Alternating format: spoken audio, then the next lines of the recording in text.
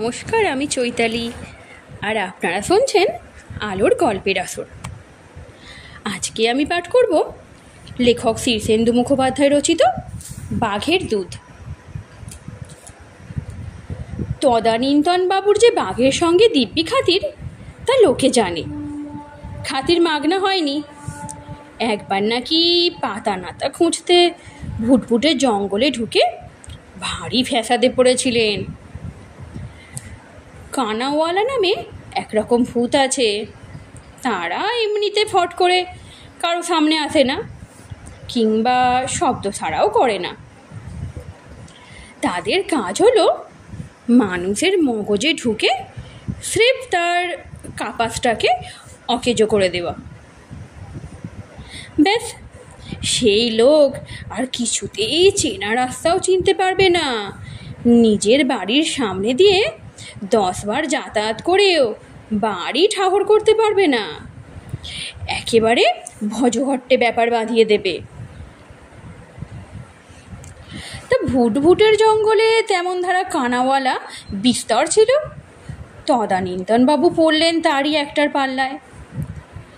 জঙ্গল থেকে আর কিছুতেই বেরোতে পারেন না। ওদিকে অন্ধকারও নেমে এলো। আর সেই আমলে ডুয়ার্স ছিল এক উদ্ভুটে জায়গা। ভূত, প্রেত, দৈত্যী, দানব তো ছিলই, আর ছিল বিস্তর বাঘ, হাতি, গন্ডার, বুনো শুয়োর। সাপ খোপের কথা ছেড়েই দিচ্ছি। আর কে না জানে, জঙ্গলের মধ্যে সন্ধেবেলার চেয়ে ভয়ের সময় আর নেই। তদানীন্তনবাবু তখন ছোকরা মানুষ, সবে কোবরেজিতে পসার হতে শুরু করেছে। ডাক্তার কোবরেজদের এই শুরুর দিকটাই যে বিপদের। প্রথম দিকেই 2-4টে ভোজবাজি দেখিয়ে দিতে পারলে রুগীর একেবারে গাদি লেগে যায় চেম্বারে। পসার হয়ে যাওয়ার পর রুগী মরলেও আর কেউ কিছু মনে করে না। যে কটা ভালো হয় সেগুলোর কথাই লোকে ফলাও করে বলে বেড়ায়। তা তদানীন্তনবাবু গোটা 2 ভোজবাজি ইতিমধ্যে দেখিয়েছেনও। মহাজন রামপ্রসাদের পেটে একটা টিউমার হয়েছিল। ডাক্তার বলেছে অস্ত্র করতে হবে। রামপ্রসাদ অস্ত্র করার নামে এমন ভয় খেয়ে গেল যে তার নাওয়া খাওয়া বন্ধ হলো। সেই টিউমার শেষে কমলো তদানীন্তনের দেওয়া ওষুধে। রামপ্রসাদ খুশি হয়ে বলল, তোমাকে কত দিতে হবে বলো, যা চাও তাই দেব। কিন্তু লোভ তদানীন্তনের ধাতেই নেই। তার ওপর গুরুর বারণ আছে, চিকিৎসা মানে লোকসেবা, লোভ করতে চেও না বাপু। তদানীন্তন তাই 2টি টাকা আর ওষুধের দামটুকু নিয়েছিলেন। এতে সবাই বেশ বাহবা দিল তাকে। এরপর হেড পণ্ডিতের বউয়ের ভূতে ধরার ঘটনা। সে এক বিদঘুটে ব্যাপার। পণ্ডিত মশাইয়ের গিন্নি রাখাল রানী মহা খান্ডার। তার ভয়ে বাড়ির বেড়ালটা অবধি ততস্থ। অমন যে দাপটের পণ্ডিত মশাই, যার ভয়ে ছাত্ররা একেবারে ভিজে বেড়ালটি হয়ে থাকে, সেই পণ্ডিত মশাই রাখাল রানীর কথায় ওঠেন বসেন। রাখাল রানীকে যে ভূতেরাও ধরার সাহস রাখে, এটাই আশ্চর্যের বিষয়। তবু ধরল, সবাইকে অবাক করে দিয়েই ধরল। আর কি ধরা বাপ! সাঁঝবেলায় পুকুর ঘাটে গা ধুতে গিয়েছিলেন, ফিরে এলেন অন্য মানুষ। এক গলা ঘোমটা, নববধূর মতো হাব ভাব, কথা নেই বার্তা নেই, হঠাৎ ফুচফুচ করে কাঁদতে থাকেন। আবার যখন তখন খিলখিল করে হেসে ওঠেন। অদৃশ্য সব মানুষের সঙ্গে কথাবার্তা বলতে শুরু করলেন। গলা ছেড়ে বিদঘুটে সব গান গাইতে লাগলেন। একদিন দিনে দুপুরে একটা মোষের পিঠে চেপে খানিকটা ঘুরে এলেন। এই সব কাণ্ড দেখে ডাক্তার বদ্যি ডাকা হলো। তারা ফেল মারলে ডাকা হলো ওঝা। রাজ্যের লোক ভেঙে পড়লো কাণ্ডটা দেখতে। ওঝা যখন হার মেনে চলে গেল, তখন তদানীন্তনবাবুর ডাক পড়ল।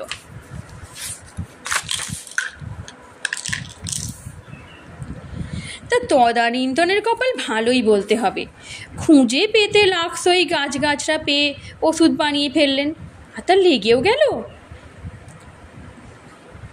7 দিনের মধ্যে রাখাল রানী আবার সেই আগের মতোই খানরানী হয়ে উঠলেন। তদানীন্তনের বেশ নাম হলো।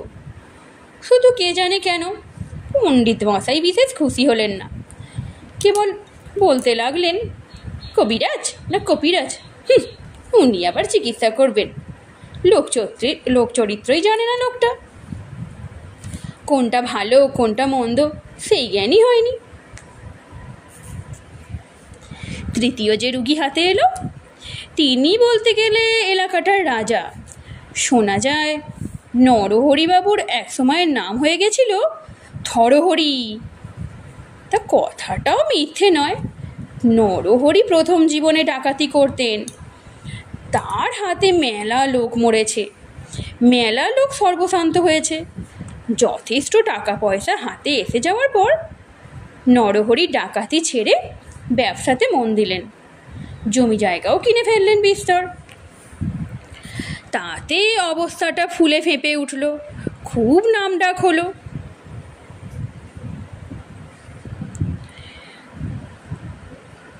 এখন উনি ডাকাতি করেন না বটে, কিন্তু হাতে মাথা কাটেন দোর্দণ্ড প্রতাপ।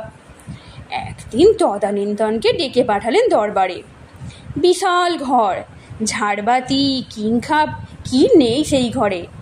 তাকিয়ায় ঠেস দিয়ে বসেছিলেন। তদানীন্তনকে বললেন, দেখো হে বাবু, ইদানিং মনে হচ্ছে আমি কেমন বুড়ো হয়ে যাচ্ছি। ব্যাপারটা মোটেই ভালো ঠেকছে না আমার কাছে। এত টাকা পয়সা ধন দৌলত আমি বুড়ো হলে ভোগ করবে কে?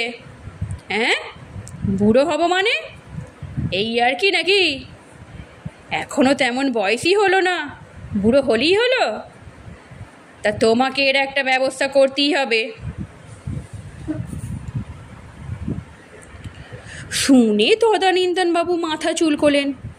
বুড়ো হওয়াটা কোনো রোগ নয়, তবে অকাল বার্ধক্য হলে অন্য কথা। তিনি যতদূর শুনেছেন নরহরির বয়স 70-এর ওপর, চুলে এখনো পাক ধরেনি, শরীরটাও টান টান আছে। একখানা ছোটোখাটো পাঁঠা, আস্ত কাঁঠাল বা সেটাক রাবড়ি হাসতে হাসতে খেয়ে ফেলতে পারেন। কিলিয়ে পাথর ভাঙা নরহরির কাছে এখনো কিছু ব্যাপারই নয়। কিন্তু তা বলে তোর জড়া বুড়ি ছাড়বে না, সে একদিন ধরবেই মানুষকে। তদানীন্তনকে দ্বিধাগ্রস্ত দেখে নরহরি বললেন, দেখো হে, রোগটা যদি সারাতে পারো তো তোমাকে আর ফ্যাফা করে ঘুরে বেড়াতে হবে না, রাজা করে দেব। আর যদি না পারো তবে কি হবে সেটা উজ্জ্ব থাক। তদানীন্তন বুঝলেন বুড়ো হওয়া ঠেকানোর ওষুধ যে নেই তা নয়, তবে বেশিরভাগ লোকই এটাকে রোগ বলে মনে করেন না, চিকিৎসাও করাতে আসেন না। আর ওষুধ জোগাড় করাও বেশ শক্ত। বাঘের দুধ, ব্রহ্মকমলের বীজ, আরও নানা দুষ্প্রাপ্য জিনিস লাগবে। তদানীন্তন বললেন, দেখি। দেখো, বেশ ভালো করে দেখো, এইটে তোমার অগ্নি পরীক্ষা, এই কথা মনে রেখেই কাজ করো বাপু। যে আঁকে এটা যে একটা প্রচ্ছন্ন হুমকি তা বুঝতে কষ্ট হলো না তদানীন্তনের। ভারী চিন্তায় পড়ে গেলেন তিনি। তবে তিনি এটাও জানেন যে নরহরির চিকিৎসা যদি লেগে যায় তাহলে পসারের জন্য আর ভাবতে হবে না। ভাবতে ভাবতে তদানীন্তন শুকিয়ে যাচ্ছিলেন। রোজ সকালে নরহরির 2টো যমদূতের মতো পাইক সরকি হাতে এসে হেরে গলায় হাঁক মারে, কই কবরেজ মশাই, ওষুধ জোগাড় হলো? বাবু যে হেদিয়ে বললেন রোজ রাতে 15খানা পরোটা খান, কাল রাতে 14-র বেশি পারেননি, যা করা তাড়াতাড়ি করুন। তদানীন্তন কবিরাজ অমায়িকভাবে বলেন, হচ্ছে বাবারা, হচ্ছে। তা দৌড়ঝাঁপ করে নানা ফন্দি ফিকির খাটিয়ে কিছু কিছু জিনিস পেয়েও গেলেন তদানীন্তন। এখন বাঘের দুধটা হলেই হয়, কিন্তু সেটা কি হবে? কথাতেই আছে বাঘের দুধ, অভাবে গরু বা মোষের দুধ দেওয়া যায় বটে, কিন্তু তাতে বিশেষ কাজ হবে না।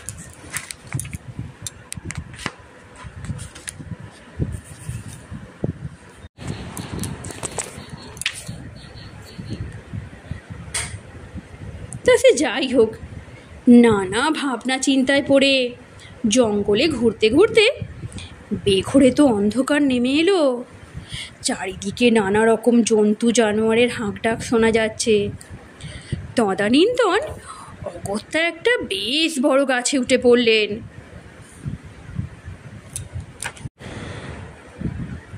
বিশ হাত মতো উঠে 3টে শাখার সংযোগস্থলে দিব্যি একটা রাত কাটানোর মতো ফাঁদালো জায়গাও জুটে গেল। সেখানে বসে বসে আকাশ পাতাল ভাবতে লাগলেন।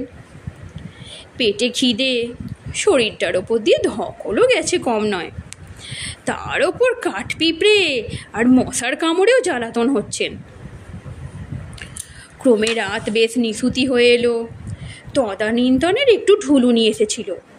হঠাৎ শুনলেন গাছের তলায় কিসের যেন শব্দ হচ্ছে। কেউ যেন কান্নাকাটি করছে বলে মনে হলো, তবে মানুষ নয়। তদানীন্তন অন্ধকারে ভালো দেখতে পাচ্ছিলেন না বলে একটু ঝুঁকলেন, আর সঙ্গে সঙ্গে তার মনে হলো কে যেন তার ঘাড়ে একটা ধাক্কা মেরে টালমাটাল করে দিল। হঠাৎ করে তদানীন্তন গাছ থেকে পড়লেন, তবে সোজাসুজি নয়। সোজা পড়লে ঘাড় ভেঙে যেত নির্ঘাত। ডালপালায় আটকে এবং গোঁদ খেয়ে খেয়ে যখন নিচে এসে পড়লেন, তখন ঘাড় না হোক হাড় পাঁজর কিছু না কিছু ভাঙারই কথা। কিন্তু আশ্চর্যের বিষয়, ভাঙা তো দূরের কথা, ব্যথাটুকুও টের পেলেন না তিনি। কিছুক্ষণ হতভম্বের মতো বসে থেকে হঠাৎ বোঁটকা গন্ধ পেলেন। আঁতকে উঠে দেখলেন, যা দেখলেন তা প্রত্যয় হলো না, একটা বিশাল বাঘ। বাঘ যে এত বড় হয় তা ধারণাতেই ছিল না তদানীন্তনের। লেজ থেকে মাথা অবধি বোধ হয় হাত 10 হবে, উঁচুও একটা বড় মোষের সমান। বাঘটা মাটিতে গড়াগড়ি খাচ্ছে আর একটা অদ্ভুত শব্দ করে গোঙানি ছাড়ছে। এরকম অবস্থায় তদানীন্তন আর পড়েননি কখনো। শত্রুও যেন না পড়ে। কিছুক্ষণ বিস্ময় ভরে বাঘটার দিকে চেয়ে রইলেন। হঠাৎ তার কানে তার বিবেক যেন বলে উঠল, তুমি না চিকিৎসক? চিকিৎসক কি রুগী বাঁচে? জীব কষ্ট পাচ্ছে, তোমার কাজ তুমি করো। তদানীন্তনের ভিতরের সুপ্ত কবিরাজটি জেগে উঠল। তিনি যন্ত্রণা কাতর বাঘটার কাছে নির্ভয়ে এগিয়ে গেলেন। আশ্চর্যের বিষয়, তদানীন্তন একটু চেষ্টা করতেই বাঘটার সামনে ডান পায়ের থাবার কিছু ওপরের নাড়িটাও টের পেলেন। বেশ চঞ্চল নাড়ি। বুঝতে পারলেন বাঘটার পিত্ত কুপিত হয়েছে। বাঘটা হাঁ হাঁ করে হাঁপাচ্ছিল, আর জ্যোৎস্নাটাও নিশুদ্রাতে বেশ জোরালো হয়ে পড়েছে বলে জিভ পরীক্ষা করতেও বেগ পেতে হলো না। চোখ টেনে চোখের কোলটাও পরীক্ষা করে নিলেন। জঙ্গলে গাছগাছড়ার অভাব নেই, মোক্ষম ওষুধটি খুঁজে বের করতে কষ্টও হলো না, এনে খাইয়ে দিলেন। বাঘটাও আশ্চর্যের বিষয় খেয়েও নিল। তারপর বাঘটা একটু আরাম বোধ করে শুয়ে পড়ল। তদানীন্তন তার পিঠ চুলকে দিলেন, কানে সুরসুরি দিলেন। বাঘটাও নাক ডাকিয়ে ঘুমোতে লাগলো।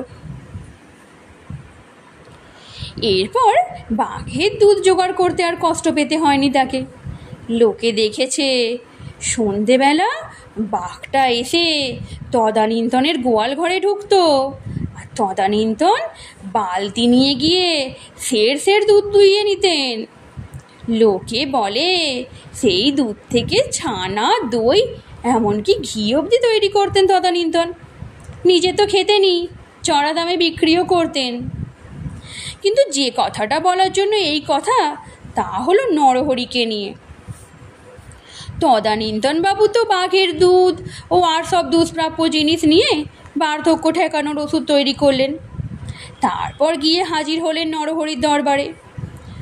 নরহরি ওষুধের শিশিটা খুলে নাকের কাছে ধরে ঘেন্নায় মুখ ফিরিয়ে নিয়ে বললেন, বিচ্ছিরি গন্ধ, এতে কাজ হবে তো হে কবরেজ?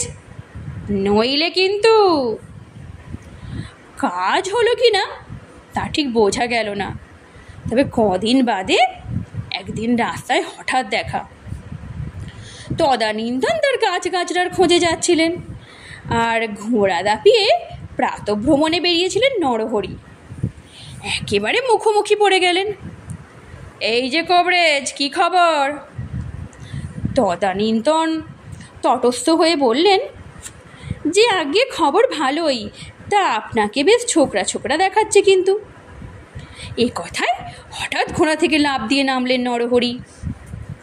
তারপর গাঁক গাঁক করে চেঁচিয়ে বলে উঠলেন, এ কথাটা আজকাল আমাকে সবাই বলে কেন বলো তো? এ কি ইয়ার্কি নাকি? আগে না, ইয়ার্কি হবে কেন, যথার্থই বলে। নরহরি অগ্নিশর্মা হয়ে বললেন, ইয়ার্কি পেয়েছ? ছোকরা দেখালেই হলো? বয়স কত হয়েছে তা খেয়াল আছে? 71 ছাড়িয়ে 72 পড়লুম, আর ছোকরা দেখাবে মানে? বয়সের গাছপাতর নেই তা জানো? ওসব কোবরেজি একদম করবে না আমার কাছে। বুড়ো বয়সে বুড়ো হওয়াটাও ধর্ম, বুঝলে? ছোকরা দেখানোটা কাজের কথা নয়। যে আজ্ঞে। চুলে পাক ধরেছে দেখেছ? কষের দাঁত পড়েছে জানো? আজকাল 10খানা পরোটার বেশি আর খেতে পারি না, খবর রাখো। আজ্ঞে না, খুব কবরেজ হয়েছ। পণ্ডিত ঠিকই বলে, কবিরাজ না কপিরাজ। এই বলে ফের ঘোড়া ছোটালেন নরহরি। তদানীন্তন হাঁ করে চেয়ে রইলেন। গল্পটি এখানেই সমাপ্ত।